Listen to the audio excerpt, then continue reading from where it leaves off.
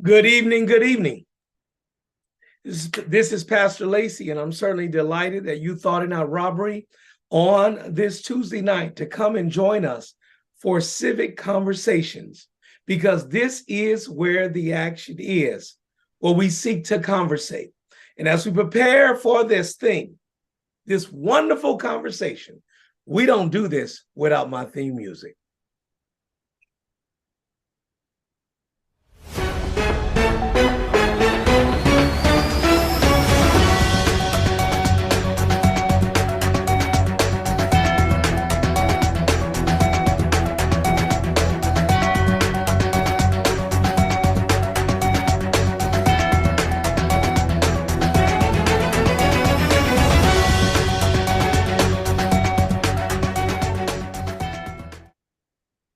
Indeed. Certainly glad that you're here. And as we start, one of the things that we are a faith-based organization. And so I'm going to ask our executive pastor, the Reverend Tyrone Pittman, to lead us in prayer. Dear God, our Father and our Mother, it's once more and again that we bow in your presence, thanking you for the blessings of this day. We thank you for directing our hearts, our minds, yea, even our spirits to this platform on this evening. We thank you in advance for all that will be deposited in us as we share in a robust conversation about the things that are impacting us in our neighborhood communities, even in this world. Pray, oh God, that even now that you might use our senior pastor, your son, servant, one Adolphus C. Lacey, even now, as he breaks unto us what you have broken in him, as he shares with us. We thank you even for our sister and our friend, Rabbi Jennifer, who has joined us on this evening, that as she speaks from her heart, that we will be enlightened of all that's happening in the world around us. Use us all individually and collectively to participate, not just spectate, in this difficult and challenging conversation for such difficult, challenging times as these. In the name of Jesus, we pray and claim it and thank you in advance. Amen and amen. Amen. Thank you, Pastor Pittman. And certainly, hey, family, delighted that you all are here for yet another discussion about relevant events. And we want to engage in relevant events with relevant people. And so we have many other topics to be able to discuss, but I have a friend that I just wanted to bring in and allow her to talk, and then allow you to interact with her. But more importantly, I want you to hear the last part, friend.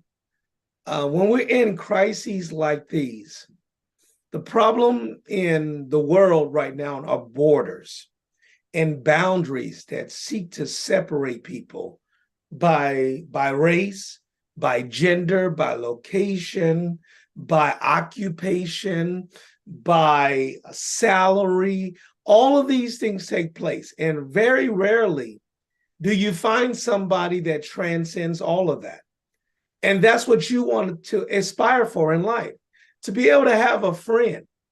And along my critique of and my call for a ceasefire, still critique and a release of the hostages. I hate to have to say it all, but someone had called me anti-Semitic, and I like, you don't know me to be able to say that I'm anti-Semitic.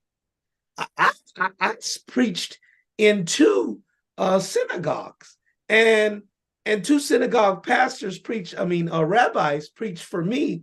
And one of those is our celebrant, who's going to talk a little bit, Jennifer. She taught me how to hike. We've been engaged. We have a personal relationship. And I believe that that's going to be the success for us as we explore this tenuous journey. It's like, what are relationships worth? Do you have a Jewish friend or a Muslim friend or a Palestinian friend that you can begin to talk to about this particular issue that we forever see on the screen? And so what I have thought, even though we have talked about some of the stuff 2 weeks ago, we weren't able to meet. But today I want, in honor of her schedule, I'm going to lift her up first before here and allow her to introduce herself, because I love the aspect that the rabbi tells me She loves agency. You know, that's your pastor's favorite word, agency. And that's all we want, is for people to be able to define themselves as to who they are. I don't need to introduce her. She's going to introduce herself. And for us, as we welcome her to the Bethany Nation, I told you all she was coming in this regard. And I'm just excited that she agreed to come. And so, brothers and sisters, without further introduction, I present to you my dear friend, my special friend, the Rabbi of the Temple Israel Northern Westchester, Jennifer Jaech. Oh, thank you so much. I have such respect and admiration for you, Pastor Lacey, for your knowledge, for your leadership, and for your heart. I want your parishioners to know that I will always remember that after the terrible murders in Pittsburgh at the Tree of Life Synagogue, we had a Shabbat service, which we have on Friday evenings, open to the community. And I will always remember you coming. You were not there to be in the spotlight. We had no press releases about you being there. You came just as a human to human. And that's I always appreciate that about you. And that's why when you called me couple of weeks ago, and you told me about the reaction that somebody had to something you said about ceasefire, and you said that was characterized as anti-Semitic, and you said to me, you know, I'm not anti-Semitic, and I certainly do know that. And what your words did was lifted up the reality that sometimes we say things and aren't always sure how others might hear them. And that's why conversation in respectful, mutual relationship is so important. So I wanted just to tell your people a little bit about who I am, where I'm coming from. So I have been a rabbi now for a couple of decades, and every rabbi in our movement has to spend a year, our first year in rabbinical school, living in Jerusalem. So I lived in Jerusalem for a year with my then son, who was 10 years old at the time, in the year 1998 and 1999. And the reason why our movement, which is the Reform movement of Judaism, had all their prospective rabbis go to live in Israel for a year is because so many of our texts, the Bible, so many of our holidays are rooted in the rhythms and the land of Israel. I'll give you one example of that. There's a fall holiday called Sukkot. Maybe you've noticed in Brooklyn some temporary structures built on patios. That is in the land of Israel. That's celebrated when the weather is still warm enough to sleep and eat in this temporary dwelling. Here in North America, in New York, it isn't that way. That's a holiday, a good example that is rooted in the rhythms of the land of Israel. So that's why I was there for the year. While I was there, I made a significant friend. I love to go into the old city of Jerusalem because that was one of the places where it was open on Shabbat. Many other places on Saturday, the businesses close from about 2:00 on Friday afternoon, and then they open again Saturday evening. So if you wanted a good place to go, you'd go to the old city of Jerusalem. And I was privileged to make friends with an Arab man whose family used to live in the neighborhood where I lived when I was living in Jerusalem. He had Jordanian citizenship, but was a resident of Israel. And he welcomed me with such hospitality. And I had many visits to my friend Abed Barakat, talking about the history of the land.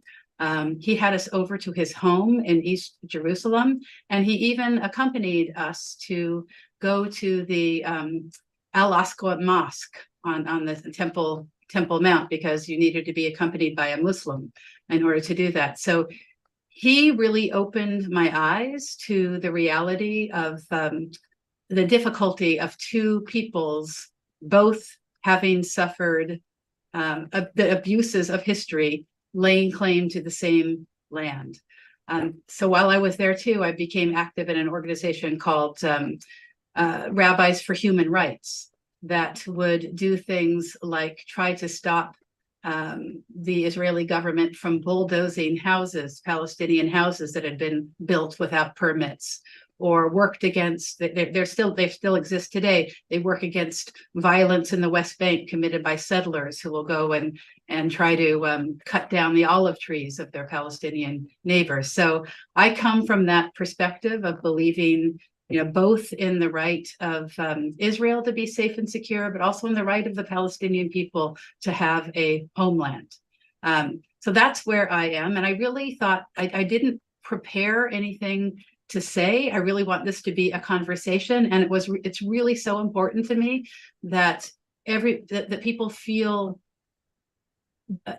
able to ask any question that you might ask. And I'm open to all questions. Please don't be afraid how they might sound, or I'm really here to converse.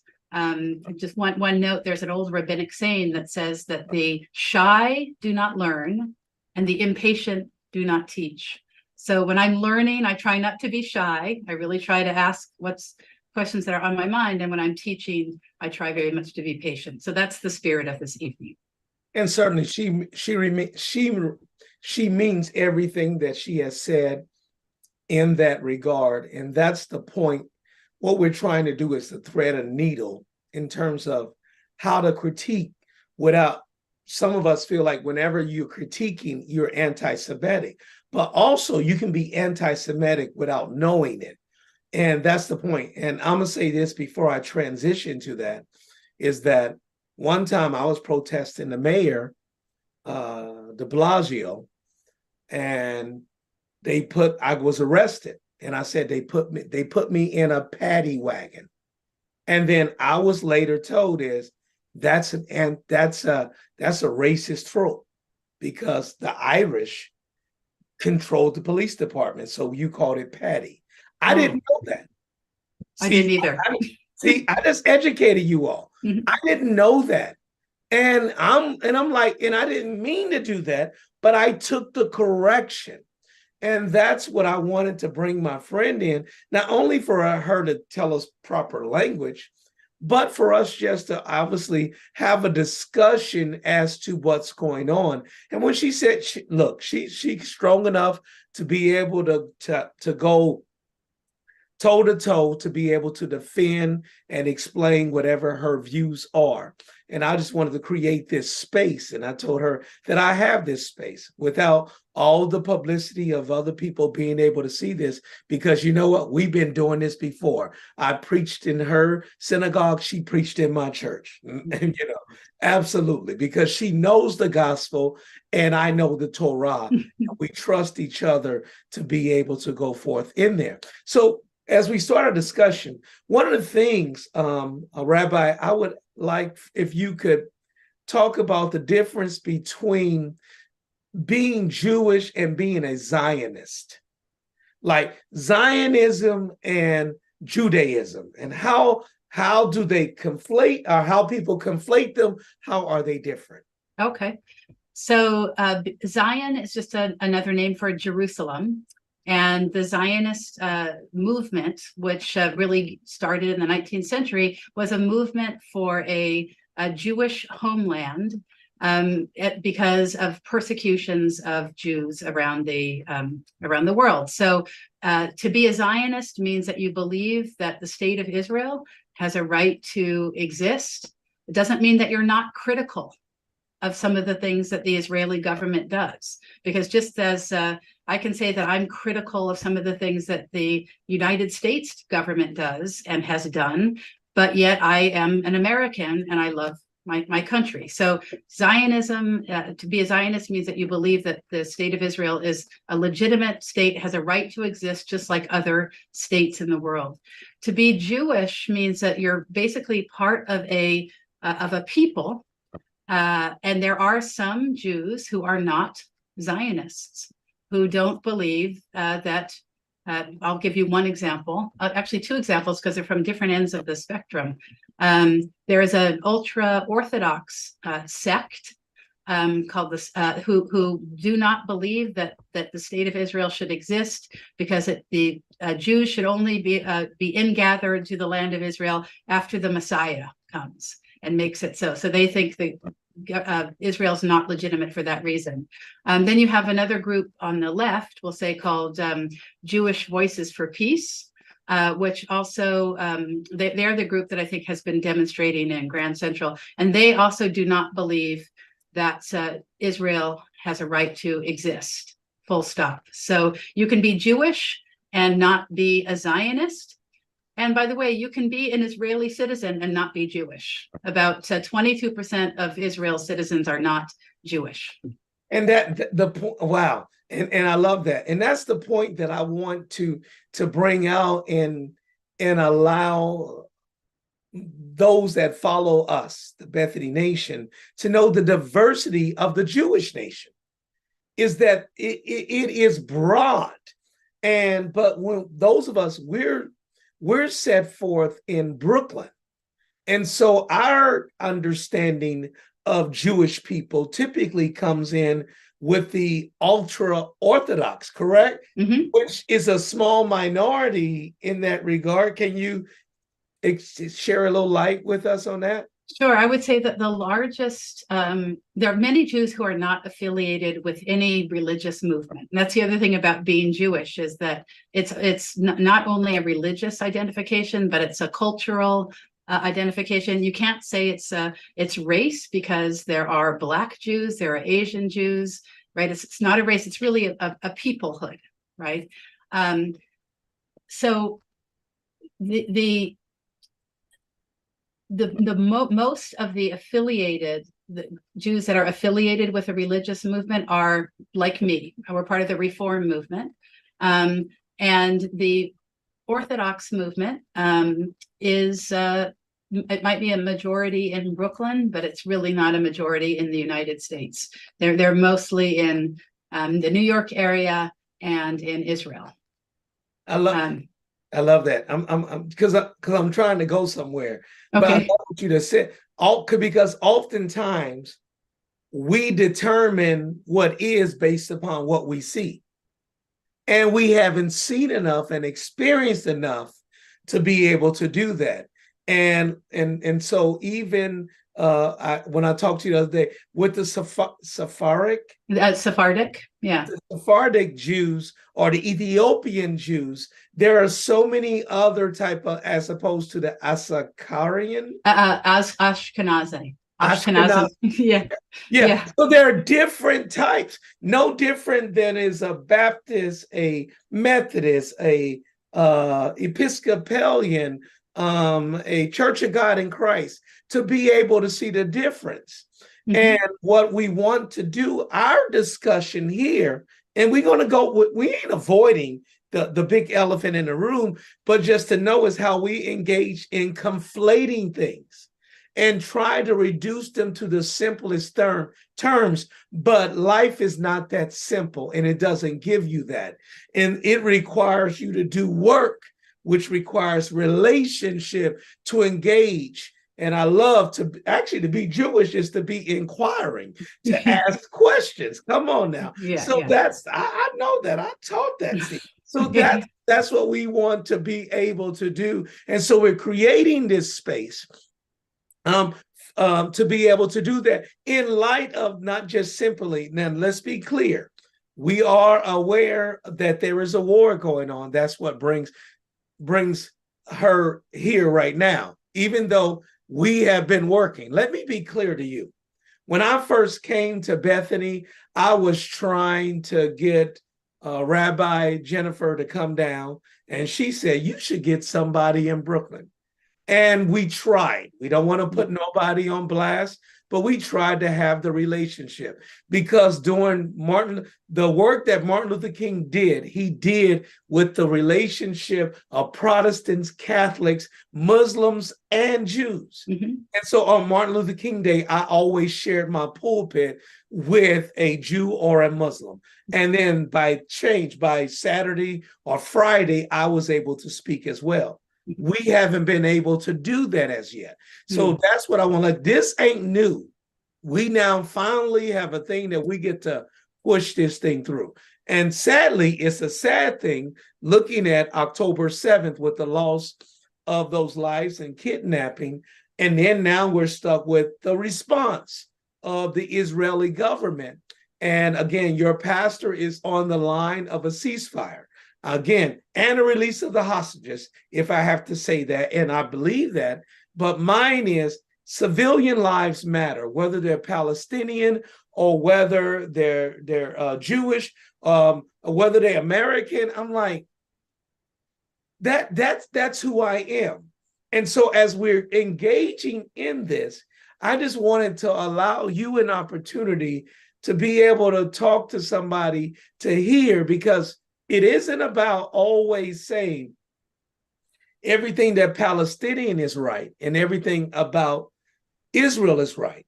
It's knowing how to be able to critique, because let's be clear, African Americans, which are the majority of my church, when we come to the 4th of July, we really love to quote Frederick Douglass, we can critique this nation. So in this regard, when we're looking at Hamas, Israeli, Zionist, Palestinian, those are people, but they can be the same or not. Because, watch this, which some of you all did not know, some Palestinians are citizens of Israel. Yeah. And also might be a citizen of Israel and the United States of America. So that's the point that we began to deal with. And now you deal with some of the other comments that have led us to this particular point.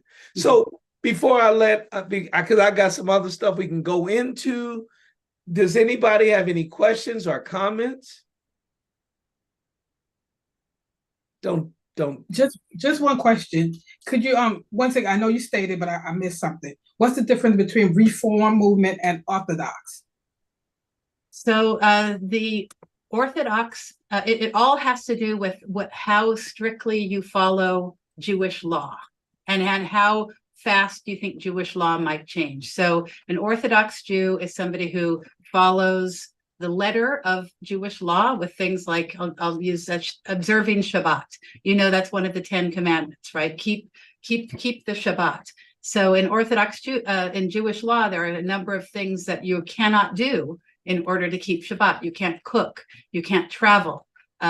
So if an Orthodox Jew keeping Shabbat would keep it in a specific way. A Reform Jew says, look, Jewish law gets a vote, but not a veto. We're going to take other considerations into our thinking as we make decisions about the best way to be in the world. So Reform Jews would say it's much more important to adhere to the ethical, the moral laws than to light Shabbat candles at a particular time, you know, so that you can do the ritual correctly, if that makes sense. So the Reform movement has always been a movement in this country, especially following the call of the prophets of Israel, you know, to do justly, to love mercy, to walk humbly with your God. And that's why, you know, I'm proud to serve a congregation whose rabbi was jailed with Dr. Martin Luther King in Florida when he responded to a call. Dr. King put out. Rabbi, tell them what else did your congregation also do? What you paid for? We paid. We had a benefit concert, so it wasn't only our money, but we had a benefit concert at our congregation and raised money that went to purchase the station wagon that Schwerner, Cheney, and Goodman, you know, were ultimately murdered in when they were trying to register people to vote in the South. So we have that's always been and that's certainly what drew me to Reform Judaism, was the call for social, racial, economic justice. Like I said, she got receipts. Thank you. She got receipts. Thank you, Anna, for that question. Deacon Juanita, you got to unmute yourself. Yes, ma'am. Here we go. You mentioned Orthodox Jews and Reform Jews. Yeah. Now, years ago, there were conservative Jews. Mm-hmm. Do they still exist, or they're still around? They're a movement that is struggling, I think, a little bit to find footing, but they are still around. well, how do they fit into, like, what do they believe that's so different from the Orthodox and the Reform? So I would say they're kind of in the middle, in that they say that they follow Jewish law, but that Jewish law can change.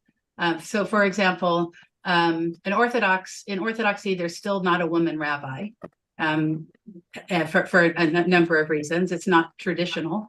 The Reform movement was the first to ordain women in that position, and the conservative movement followed the Reform movement about 20 years later. So they found a loophole, in Jewish law, and they made the argument that it's okay to ordain women as rabbis. Thank you. Good. Brother Brian.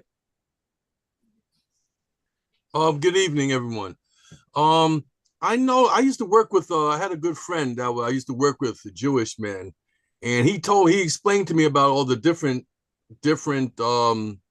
I don't want to say sects of Judaism, but there's a couple, right? There are a couple of faiths in Judaism. Like, let's say the Jews that are on Eastern Parkway, are they Orthodox? Probably. They wear distinctive clothing. Yes. Yeah, they would be Orthodox. But even, within any group, even when I say the Orthodox, that really defines maybe what their practice is, what their rituals are. But even, in that group, there's tremendous diversity, right? People might think in very different ways. In any group, that's the case. But yes, there are several streams of Judaism, or people who are Jews. And then there are some Jews who are not affiliated at all. And one of the divisions in Israel today is that you have the very religious people, and then you have the people who are completely secular. And they often clash. And you saw that before the war, you saw that serious division in Israel. The war kind of made everybody pull together. Right. And in that regard, and that's the point, to be able to see as we prepare, we're going to discuss some of these elements because they concern us, and just learning how to do that. But I wanted us to know how to do this without othering. We know how to critique by partnering. And that's why we have here, and, through all of our relationships with certain Muslim friends who will be with us, or Hindu friends. I mean, the point is, the scary part outside of Judaism in this, Rabbi, why are we so divided? What makes us divided? Before we dive into any other component, I mean, just think of, as we think about this, here we are with Israeli Palestinian, we got Armenian Azerbaijan, we got Ethiopian Eritrea, we have China, Taiwan, Nepal, and I can't name them all. I mean, there are a whole bunch of stuff. I mean, Ukraine, and again, let's be clear, what our first war that we've been experiencing is Russia saying that they have a claim to Ukraine. And what made them think that they had a claim to Ukraine, but Ukraine said, no, we're autonomous. These are real issues. So what is happening in this particular time that, if you would want to comment on? Are you talking about generally speaking? Generally, not just specifically. I think that human beings are complicated and messy creatures, and that we can be amazing God partners doing amazing work in the world, and we can be tribalistic and say, I'm only going to care about my little group, and that's what matters. We are a contradiction, and that's the work of, people of faith too, to try to bolster the part that sees beyond the tribes and sees beyond what might divide us to what unites us. One of the things I think we're truly lacking is leaders who can inspire us to do that, right, on a bigger scale than just in a community. Certainly, I would say, you, Pastor Lacey, are such a leader. Maybe I can have a little influence on my own corner of the world, but even when we had, what I consider to be the best president, Barack Obama, his very existence activated tribal beliefs on the other end of the spectrum and activated racism that maybe had been latent below the surface. So, part of our human condition, the creation story in Genesis has God sculpting the first human from the earth, so we are of the earth, and then God breathing the divine breath into human beings. And that story really captures the complexity of the human condition, right? We are both of the earth and of the spirit. I love it. And so when we think about this, to go to the difficult component in our last half hour, because they know I eat at 8 o'clock. When we think about this, and you brought that up, and we didn't rehearse this, guys. That's Genesis chapter 2. In the image of God, he created them. Male and female, God created them. And that's the point that we believe, Christians and Jews believe, that God created all of us.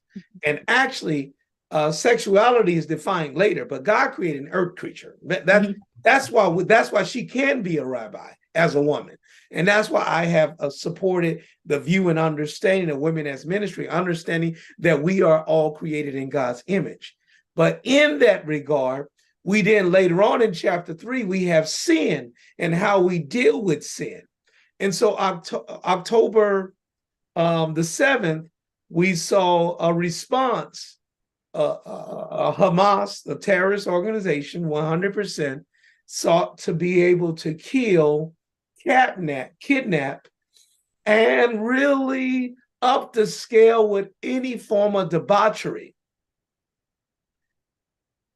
in terms of his attacks on Israel, and then retreat back into Palestine. And now we have Israel to Gaza in that, because they didn't go to the West Bank, yeah. West Bank. They went to Gaza. But now we have Israel responding to this, because ironically, and she'll tell you, because this thing gets complicated, Israel's response was late. They were surprised. Hamas was just as surprised as Donald Trump for winning the election, because the politics was on the West Bank, and the current prime minister was trying to protect settlers who were taking more land in the West Bank. So we see this division that is taking place within this land on how it is divided and divvied up. And in this now, you have, again, one of the more, I believe the most superior military that is responding into this space the size of Washington, D.C., the Gaza Strip, not Israel, just the Gaza Strip in this regard. And you also have Hamas,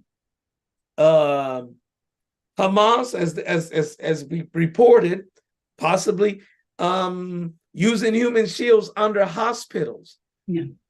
And now, how do we have our God understanding with dealing with this conflict? And that's what people are wrestling with. And to that end, is that sometimes the language is lacked. And so our young people are using language that has been deemed anti-Semitic, and now they're being fired from jobs. And I believe ultimately I believe, I could be wrong, because what we know is two wrongs don't make a right. This action, and we can look at a historical context and we can discuss that. But mine is from a faith perspective. How do we try to push people, this prime minister who is just determined? I mean, there are speeches that are going out that there are no innocent Palestinians. And that is totally antithetical to me, and I know antithetical to you. Yeah. I don't, I think Israel is at war with Hamas and not at war with the Palestinian people. And that's a very clear distinction, I think. The problem is, and you can go back and, in history and say, well, the Palestinians had an opportunity to have their own state, et cetera, et cetera. Israel was willing to live side by side with a Palestinian state, which is all true, but it doesn't really help to kind of rehash who did what to whom, in the past. The reality is, Israel is here. There are 11 million people, right, living in Israel. So if we say Israel, as Hamas wants Israel to be wiped off the map, we're talking about 11 million lives there. And so that's one reality. And the other reality is that Palestinians deserve to live, and in their own self-determining nation as well. I believe that too. So we have to start from the present, right?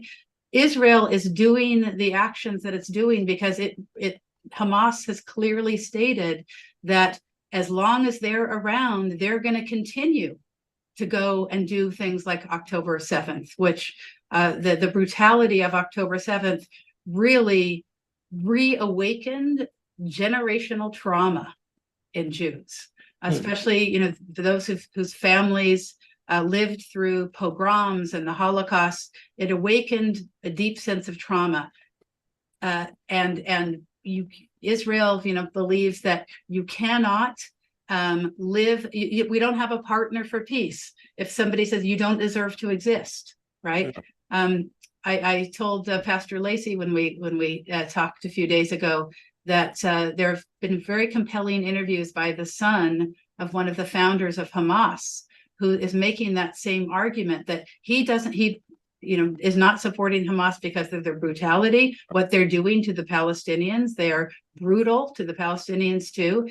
And he says they're not serving the future interests of the Palestinians with their position that Israel has to go. We have to figure out how to live together on the same land. And that's the challenge. And even when we look at this challenge, you're right. When we say this, even though we heard from him, but to know the complicity of the current prime minister who sought to do this. Yeah. Because it can be defined, Israel basically is politics can be divided as nationalist in terms of just, the land and the people, as it were, as opposed to being religious based, right? And that's the Israel both, and so is Palestine. And Bibi Netanyahu sought to empower the religious zealots, which is Hamas, who did not. But watch this. This is one of the things that is so disturbing as Palestinians continue to die. Is the only way they got money is because he allowed it to happen to Qatar, because it undermined a deal of a two-state solution. Yeah. And our point is what not our point. I mean, the discussion is. Yeah. Because again, Pastor Lacey with language. Somebody said, you hear what he said? No, the discussion is that in there is no collective blame for Israel for what Bibi Netanyahu has done Mhm. as opposed to Hamas, because Hamas is holding these people hostage. And even if it is a hospital, a neonatal thing, these people are being killed. That's it. Mhm. And so are we saying, wait, 12,000 lives versus 1,200 lives? And this person who's leading this charge is the one who empowered and gave them money. And we're saying we'll talk about that later. Mhm. And that's the same thing from here in our country when you had Colin Powell say there was yellow cake. Mhm. Right. Go to the UN, Mhm. do this proposition, and then here we are several $1 trillion later, and we still, in fact, we still ain't found no weapons, Yeah. weapons of mass destruction. I mean, that's the point. But at the same time, there is a whole bunch, as me and Rabbi talked earlier, there's a whole bunch of misinformation that's going out all the way. And that's why I just wanted her to allow you, not that she speaks for the Israeli government, Right. she has no say in any of this. Right. It was just that it's my friend, and I wanted her to be on the call. And so, but that's the point that I think I want to you to wrestle with us, because when I go and I say that, I stand for a ceasefire and I stand with the Palestinian people, I didn't say I was standing with Hamas. Mhm. But then I get saying that, no, that's the wrong. You got to have courage. You need a Teflon suit. I'm like, what's wrong for standing on the side of humanity? Again, so if somebody asks me the question, if a baby is beheaded in the bed or a building clashes on it, does it make a difference? Right. It's our missile. The point is, it's a loss of an innocent life.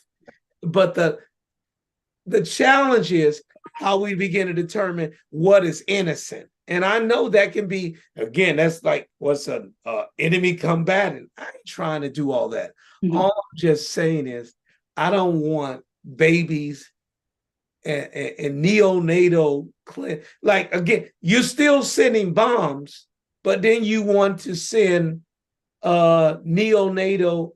My niece, my niece, she's watching, has 2 twins. She has them premature. She can put both of them in her hand, Mhm. and they're in the same incubators with they got the things that's allowing them to breathe. Same Mhm. thing. How can you send those and still bomb? I think because they're still bombing. Yeah, Hamas still has weapons. Right? I mean, That's the I problem. understand that, but I'm still saying that then those aren't getting there because Hamas is still using. So the point that I would wrestle with, and I would ask you to wrestle with us, Mhm. is that could it be that there are more than 200 hostages? Are we willing to say that some of these Palestinians are hostages as well? I would definitely say that there are Palestinians. Hamas does not want Palestinians to leave Gaza City. Mhm. Hamas, and see, one of the tragedies of this is that this is really playing out what Hamas wanted. They knew, even though they might have been surprised at the success of October 7th. Yeah, they knew what Israel's response was going to be. They knew that the way Gaza City is so densely populated, and the way that they have infiltrated, for lack of a better word, or embedded themselves among the Palestinian people, that Palestinians would die. Again, I am not on the ground there, so I have to rely on news reports, but it seemed like Hamas did not want to let some people go. They wanted numbers up. Yeah, that's verified by multiple sources in there. And so to me, looking at the United States, America's response to 9/11, we were not as carpet bombing as Israel is, to me. Mm-hmm. And that has brought up many concerns for us that are trying to articulate and trying to explain, like, I am pro-Israel, but I'm pro-Palestine, I'm pro-life. But America did not just go, and in fact, America bombed Afghanistan, and all of the bombers came from Saudi Arabia. Right. Yeah. I mean, the people that were in there. And so that's the issue. And so now we begin to talk about the $3 billion. And now here's the scary part. I'm going to drop it on you all. Joe Biden will lose the election. It's scary. He's going to lose the election because of this quote right here. He said, if Israel did not exist, we will have to create her. It's the best $3 billion we can build. And that right there is galvanizing people. Now, you don't have to respond to that, Rabbi, but what I'm saying is Hillary Clinton lost to this guy last time based upon her saying a statement about Black boys and girls being super predators.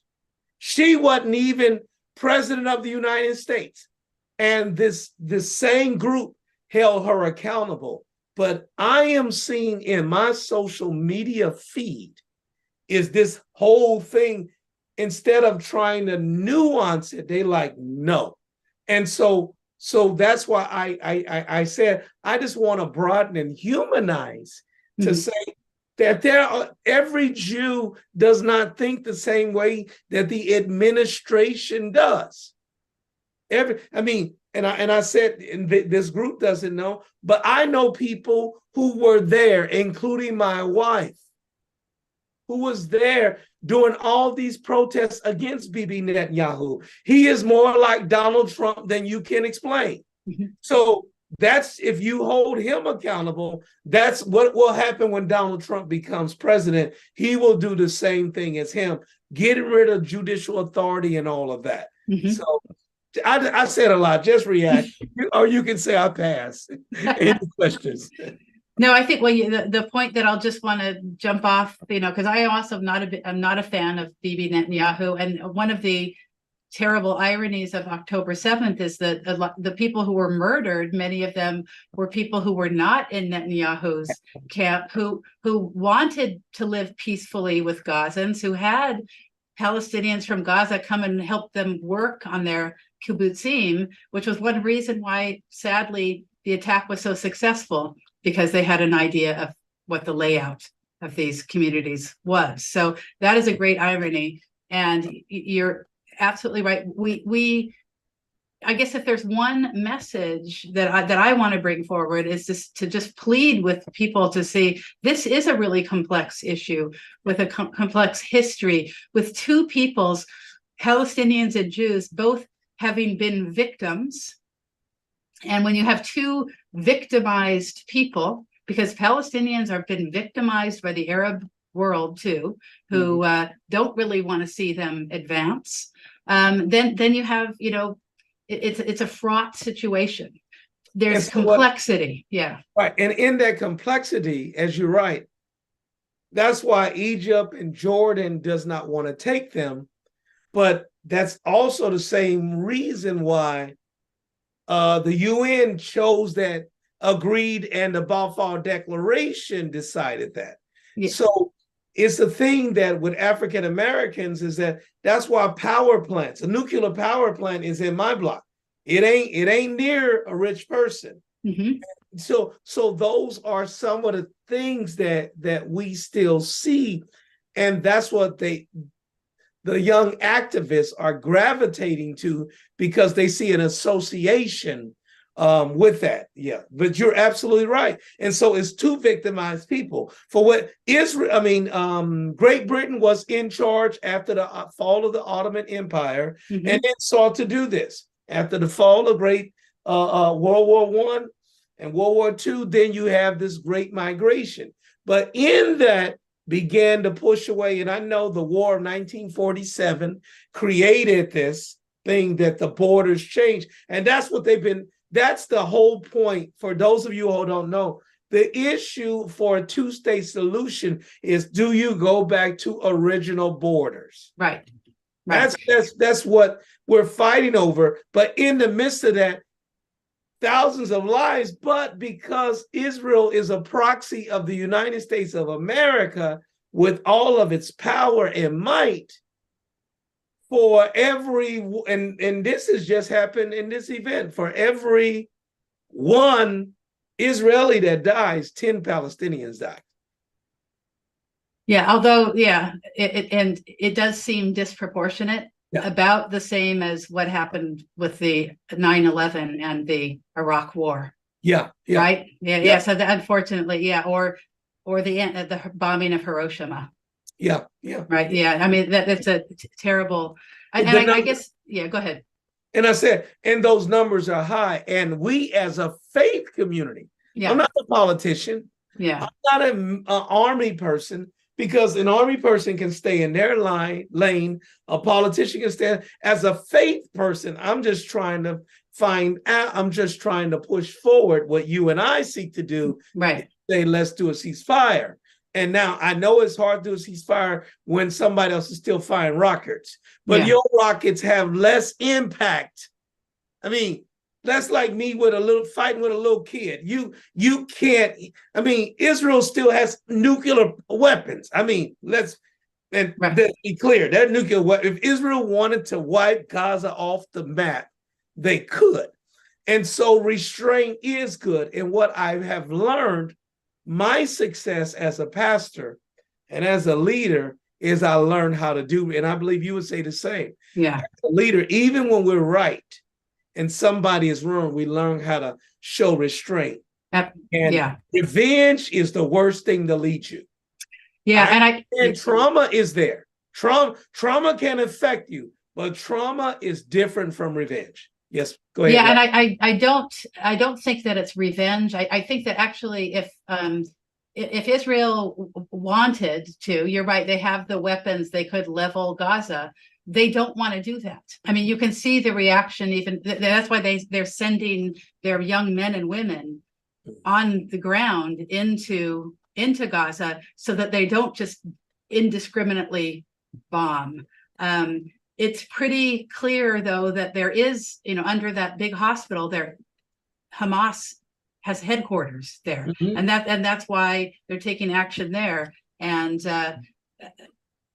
I think war is terrible. I want this war to come to an end. And I also think that without that, as long as Hamas is there and has a foothold, there's not going to be a hope for a decent future for the Palestinians or for peace for Israel. And and so two responses is that you might be my co-host, you might be back because we're doing good, because my people ain't got no hands up. But Martin Luther King said, whenever there's war, the people lose. Yeah. Because here's the issue for both wars, Ukraine and Russia, Hamas and Israel, $100 billion or whatever, something like that, 14 billion to Israel, but yet we still can't get what I'm lobbying for, affordable housing. And so that's the frustration. Yeah. And so that's what we got to understand, what people are doing. They're toning out like, what the hell? Shit, my kid can't even go to school and we got money to send bombs over there. So they're sending like $300 rockets, and Israel is sending 200,000 rockets that America is paying for. Yeah. And I'm sorry, I just want to jump in. They really can't put a nuke on Gaza without it having a direct impact on Israel. I know that, but put your hand in and ask the question, though, please. Oh, sorry. Yeah. I know, so you can come in and say that, but I understand. I said they got nukes and other type of weapons, but they also wouldn't put a nuke on there because there's natural gas underneath Gaza. So the point is, the concern is, do you want to displace these people who are right by let me just tell you what, if if Rockefeller and all the people in New York, in upstate in Albany, did right, Hudson Valley would be nice. But right now, don't nobody want to drink that water or swim in it because of the chemicals that's in it. Mm-hmm. And so in that's what has taken place in that regard. So they missed out on an opportunity for beautiful land to be able to do. And so some people are saying, it's over $1 trillion type of gas resources that are under there, which will also prevent that. So I hear what Fanta's saying. I'm just trying to tell Fanta to put her hand up and say that so I can pull you into the queue. There we go. I got a hand up right now. Horatia. Lisa. Okay, I am. Good evening, all, and Pastor Lacy and Rabbi. I didn't get your full. Oh, Jennifer. Rabbi Jennifer. Rabbi Jennifer. Now, this is real. I wasn't even going to come on, and I wasn't even going to come on because I didn't want to hear about Paul. I didn't want to hear. This is kind of like me in the news, kind of.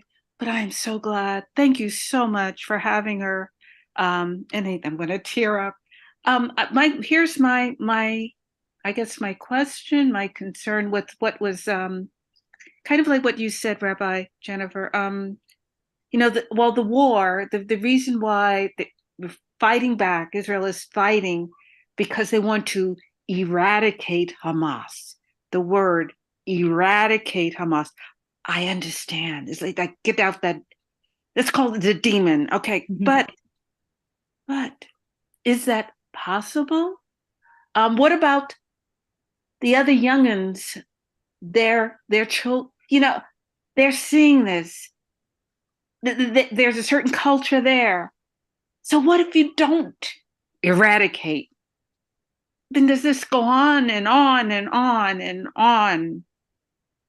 And therein, that's my question. Yeah, well, I think that's a very wise, and that's my concern too, is that you might be able to take a certain group of people out of power, which I think is what Israel is trying to do militarily. But that doesn't mean that you quash the ideology, okay? And the ideology of Hamas is there should be no Israel, right? And I think that even if Israel wins this war, that doesn't mean that the ideology of Jew hatred and there shouldn't be an Israel is going to go away.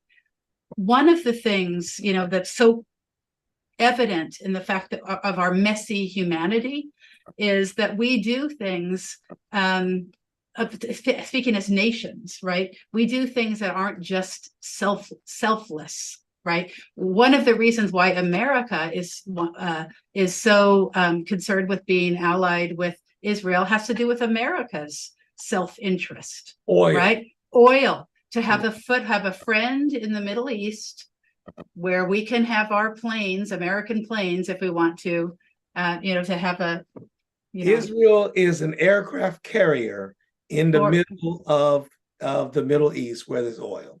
Right. And that's our challenge, as you said. I'm sorry, keep going. No, and I was saying that one of the heartbreaking things for me about what has happened is for a while it looked like there might even Israel's at peace with Jordan, with Egypt, kind of a frosty peace with Lebanon. As Israel's made peace with neighbors around and was getting ready to make peace with Saudi Arabia and to kind of expand, reduce tension. Abraham Accords. Yeah, Abraham Accords. Yeah, that is now set back. The people who lived in the communities that Hamas attacked, they can't be thinking now about peace with Palestinians. Terrible. I mean, my heart is broken because of this, and I want to bring something in though that is I believe in looking for the bit of divine light. All right. In the darkness. Okay, so there are groups in Israel. Still there. I'm gonna lift up one such group there's a group called Roots, Roots, that is in the West Bank, and it's a group of settlers and their Palestinian neighbors who have come together to decide not to be enemies. So these are not governments. These are people who are neighbors who, because of their own courage and heart, said, we're going to get to know each other. And we're going to stand up for each other so that when the settlers do something that's outrageous against the Palestinians in the West Bank, we are going to protest with you.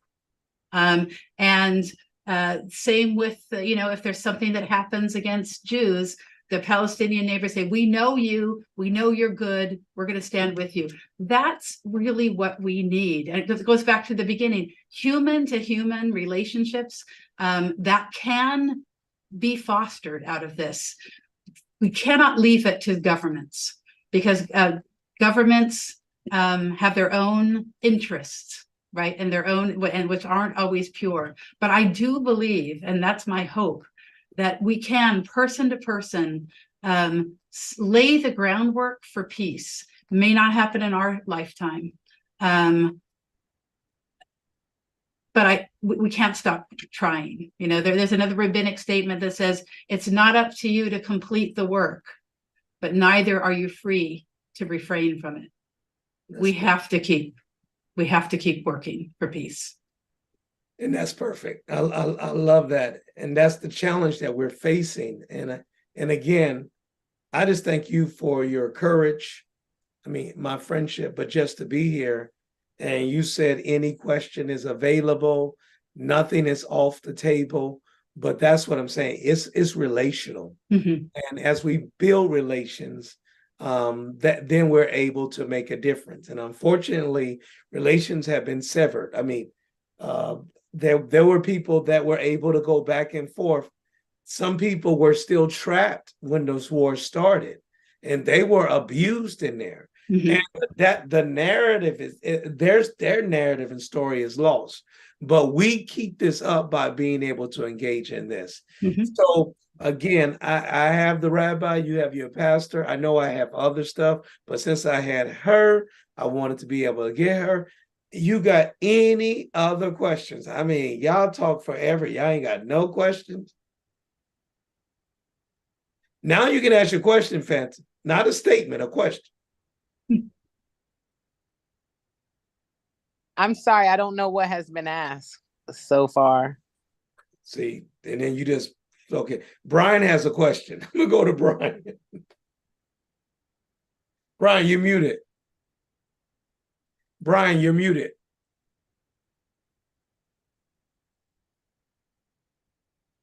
I'm sorry. Not a question. I just want to say to Rabbi Jennifer and to you, Pastor, that tonight was very interesting, very good. I really enjoyed tonight.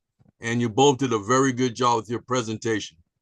And please come back again, Jennifer. Pastor Lacey invites you again, come back. I would love to.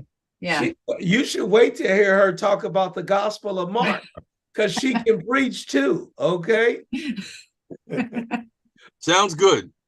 Perfect. Horatia.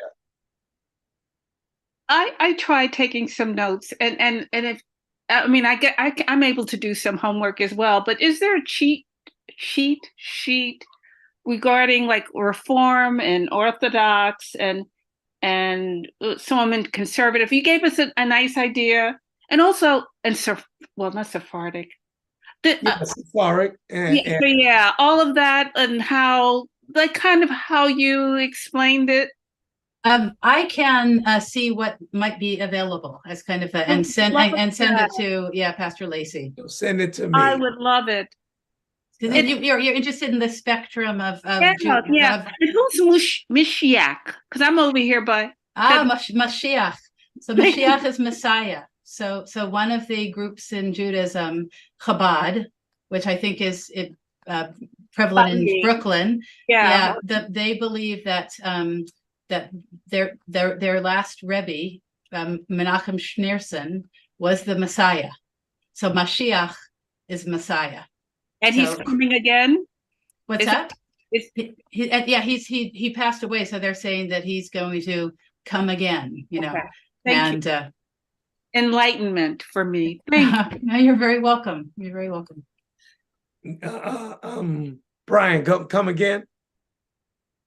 Okay, that must be what Rabbi Jennifer was talking about. I live out in Queens, and there's a cemetery out here, and a certain time of the year it is just packed. Yes. With a lot of Jews, and they waiting for the Messiah. They say he's going to rise again and come again. Is that who you're talking about? Yeah, that's his grave. And so so some people make pilgrimages to the grave. Yeah, I sometimes officiate funerals out there, burials out there, and I'm always interested in kind of checking that out for myself. Yeah, I live around there, and I see when they have ceremonies there. It's very, very complicated and very crowded. Yes. Very crowded. A lot of people. Yeah, that's a big difference. That's a unique thing too in that stream of Judaism, to believe that, their Rebbe is like a direct connection to God. In my tradition, I think in most Jewish traditions, a rabbi is just a teacher. We're not any more sacred than anybody else. We just have read some more books on a particular topic. And so when is anyone else? I'm gonna ask a final question or get a discussion. Because I just participated in Watch Night with Rabbi Joy Levitt. And so we were together, and in the play, it was a Sephardic. Yeah. Sephardic. That's what it was. And understanding the difference on how the Sephardic came into being with the Grand Inquisition, or with the Crusades, that basically said you either become Christian or then you move. And that's what ended up happening to a lot of the Jews that were in Spain. Yes. Yeah, so, Spain, the word for Spain in Hebrew is Sepharad. So a Sephardic Jew traces the origins to having at one time lived in Spain before being expelled from Spain, and going to all places as far as Yemen and Morocco and things like that. Ashkenazi Jews, that's Jews who have origins in, let's say, Germany and Eastern Europe, or Ashkenazi Jews. Sephardic Jews are very diverse, ethnically, racially.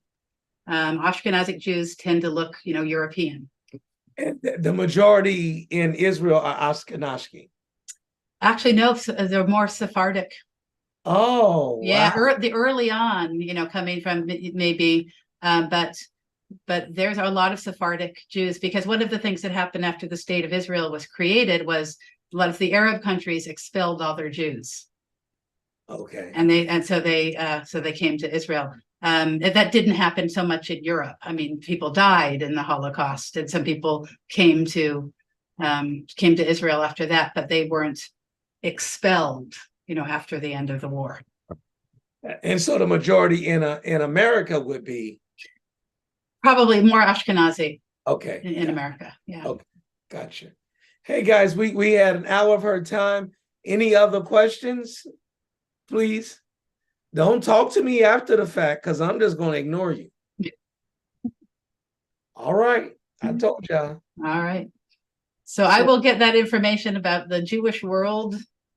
Try to find an easy to digest thing of a complicated people.